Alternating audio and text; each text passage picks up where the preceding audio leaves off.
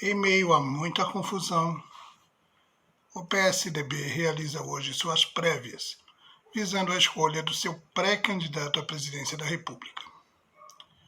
O PSDB hoje é um partido diminuído de importância no cenário político brasileiro, bastante enfraquecido e até certo ponto perdido, em busca do rumo e de uma liderança da chamada terceira via. Se vai conseguir, vamos ter que aguardar primeiro o resultado da prévia e depois o caminhar do vencedor, né? Se vai conseguir liderar essa terceira via. Mas vamos olhar um pouquinho para trás e ver os erros do PSDB.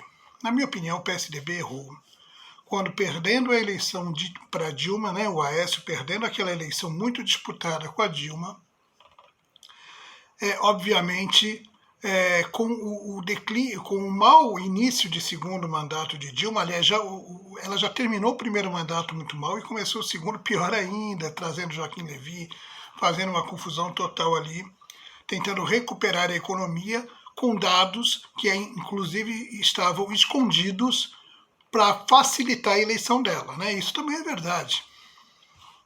Ali já foi um golpe, né, Dilma?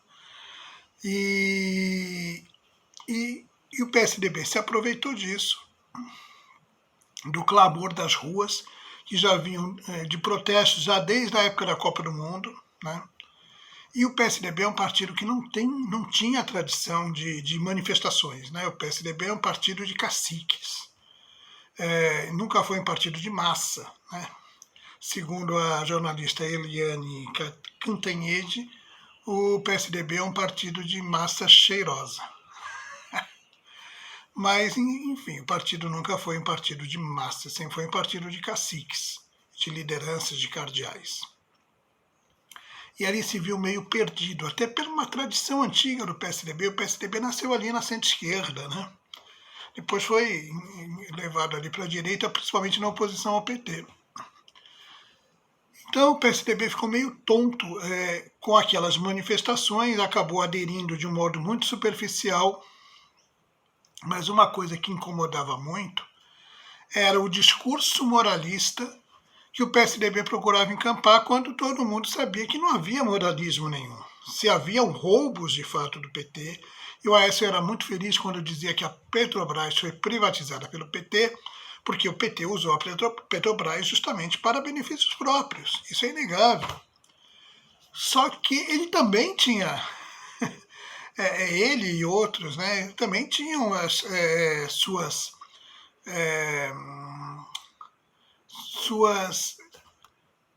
questões, seus malfeitos, como dizia Dilma Rousseff. Então, quem tem telhado de vidro não pode atirar pedra do jeito que o PSDB fez. É óbvio que quando estourou também aquele escândalo, e começou a estourar escândalo para tudo quanto é lado, Michel Temer, tal, isso depois do impeachment de Dilma, pegaram o Aécio, que já estava ali na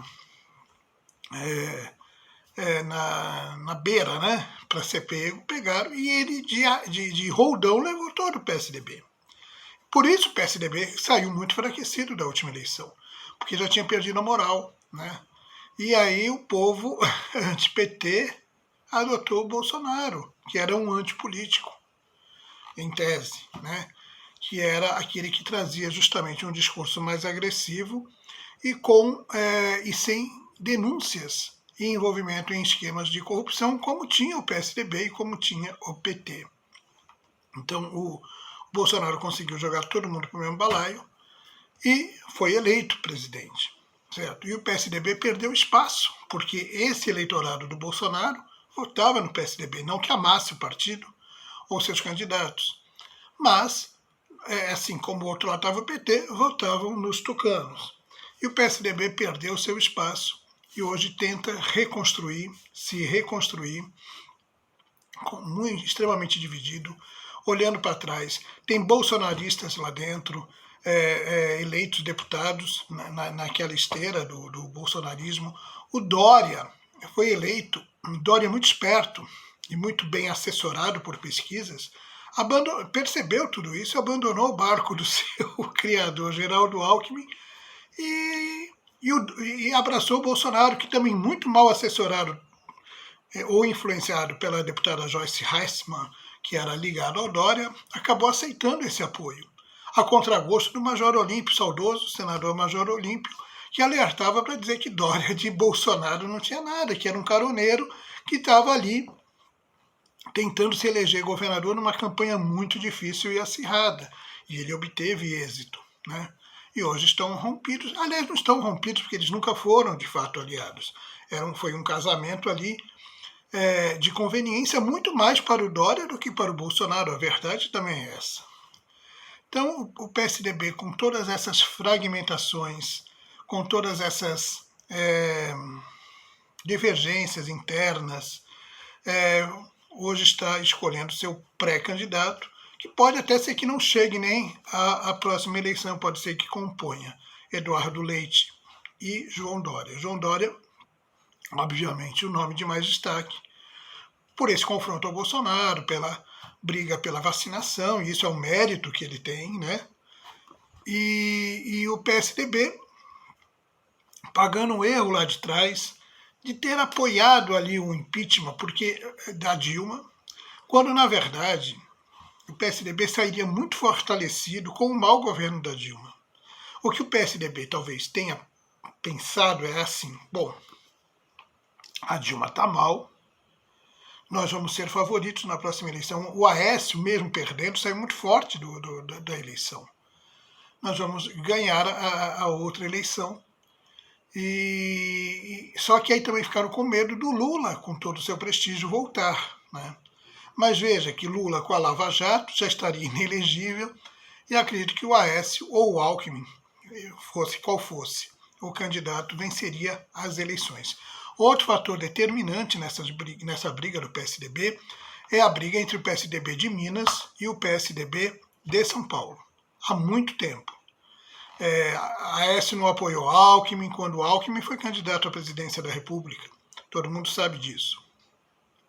E depois e sempre houve essa disputa, depois o Aécio queria sair candidato, acabou saindo o José Serra. Então sempre houve essa disputa entre essa política café com leite, desse café e leite que nunca se misturaram dentro do PSDB. E até hoje está assim.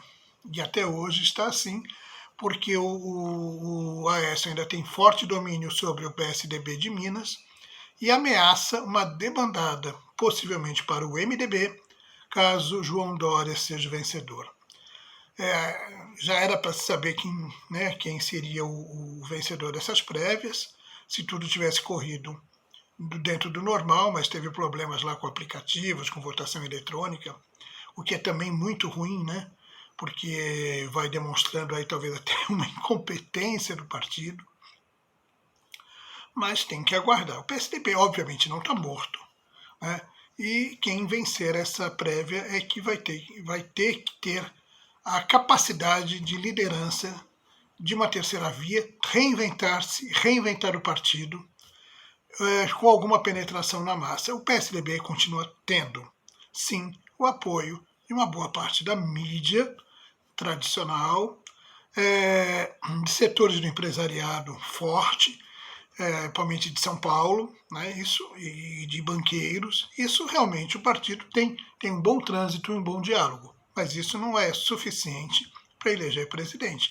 Aliás, o PSDB não elege presidente desde 1998, quando aprovou a emenda da reeleição de Fernando Henrique, também de uma forma bastante complicada, né? Com bastante denúncia de compra de votos de deputados para aprovar aquela emenda casuística. E também ali houve um golpe, porque assim como Dilma também escondeu, e a coisa já vinha mal na economia e foi se segurando para reelegê-la, a mesma coisa aconteceu em 98 com Fernando Henrique Cardoso. E por isso muita gente diz que PSDB e PT, no fundo, são irmãos, né? Apenas são irmãos que têm lá suas divergências e suas disputas pela herança.